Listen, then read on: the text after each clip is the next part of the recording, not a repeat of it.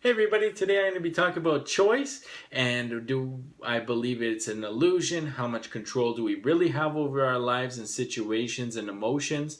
And when I think about this and when I was preparing for this topic, what I thought about was a grade 8 or 9 substitute English teacher I had. And we were all being very disruptive and rude. And so he said, well, why are you guys choosing to come to my class? Why are you choosing to disrupt me? Why are you choosing to not participate? Why are you being like this? And I said, well, we don't have a choice to come to your class. We have to be here.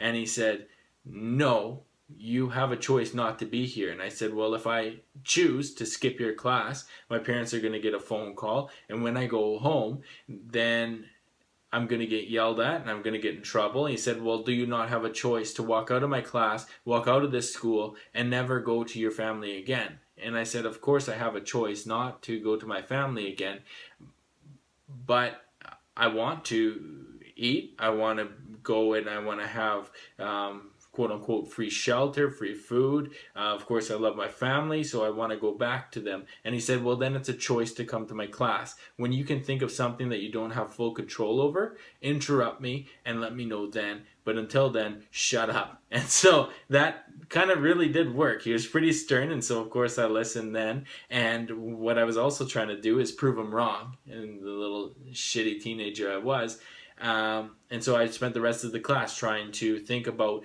how can I prove this guy wrong? Where do I not have choice? And I thought of everything, even back to breathing. Well, I don't have a choice not to breathe. But then I realized, well, yes, I do. If I held my breath, I'd pass out and I could die. I could suffocate myself, whatever I wanted to really do.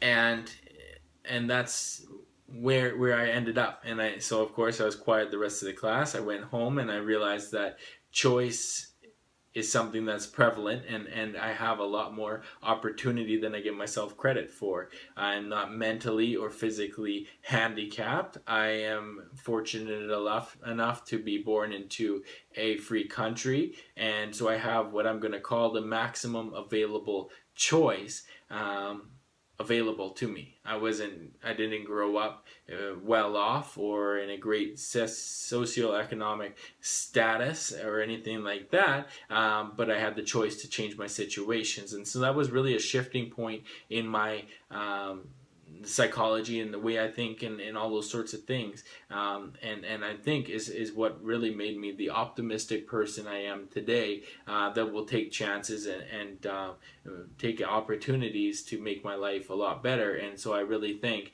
Mr. Hawk, the substitute teacher, for shutting me up that day and making me think. So of course, when just in that introduction, when I talk about choice is an illusion, you are seeing that I lean heavily towards no. I think that we all have choice in 99% of situations where we are not physically or mentally handicapped. And we're not a prisoner or anything like that, and we're not physically constrained, and we can choose to move about and do things and change our situation, and we definitely have control over our emotions. And so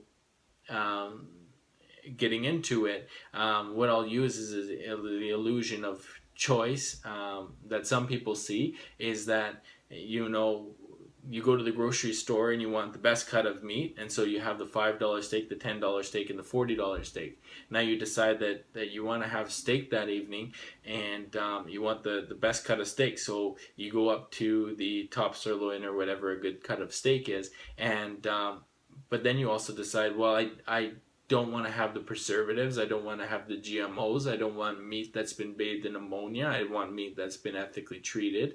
And so now you start looking at the $40 steak. It matches all the categories that you want to make the choice of, but you don't have the money to spend $40 on a steak. So then you think, well, there's an illusion of choice, because what I want right there is sitting and I can't have it. well, right then and there, you're making a choice not to stuff it in your pants and walk out and steal it. So that's choice number one. Choice number two is that you haven't set yourself up in a position where having the $40 steak is something that is attainable to you right then and there.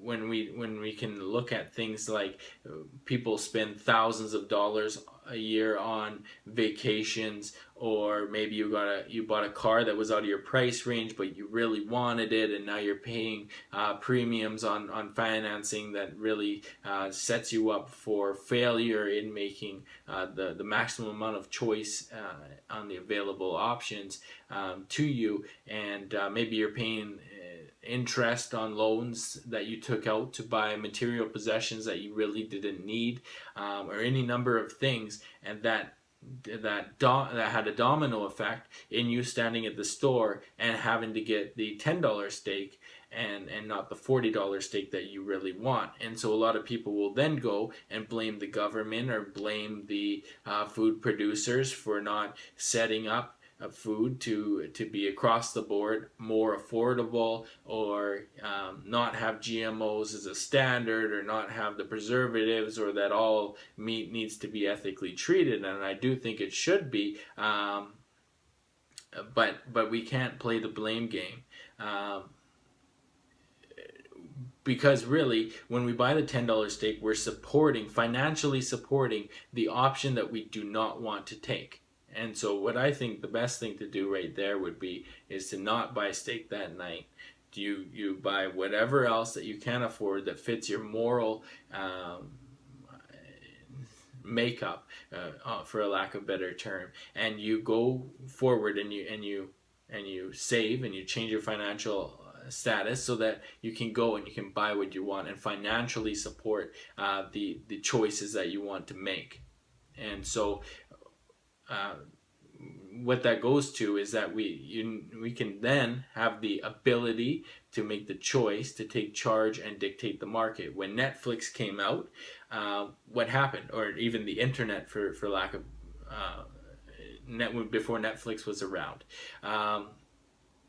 people chose to go on the internet and buy into Netflix.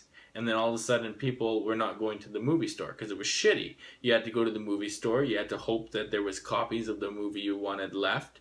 And you had to then make that return trip and spend a crazy amount of money to rent a movie for a day. And if you were late, you had to pay a fee. And all these sorts of things that really set up for a shitty situation. And people chose that is not the opportunity I want to take when there's another opportunity present. So people started buying into Netflix or watching stuff online, and Blockbuster is out of business. I think there's one store left in Australia right now. Rogers Video, for all I know, is out of business. Things like cable TV are on their way out. And then we look at cell phones. Most residential landline services, I'd say, are on their way out because people are choosing a more convenient option of having cell phones. You call the person you want to talk to, not call and ask their wife for the husband or the mom for their son or whatever else.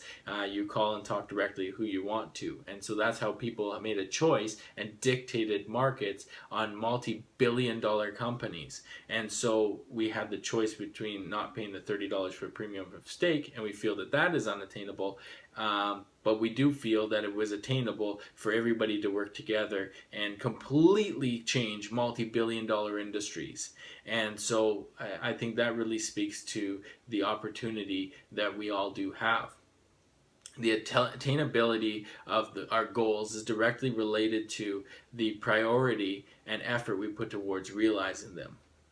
We also need to assume the responsibility of taking the required and often uncomfortable steps to attain and secure what we want or feel is right or what should be.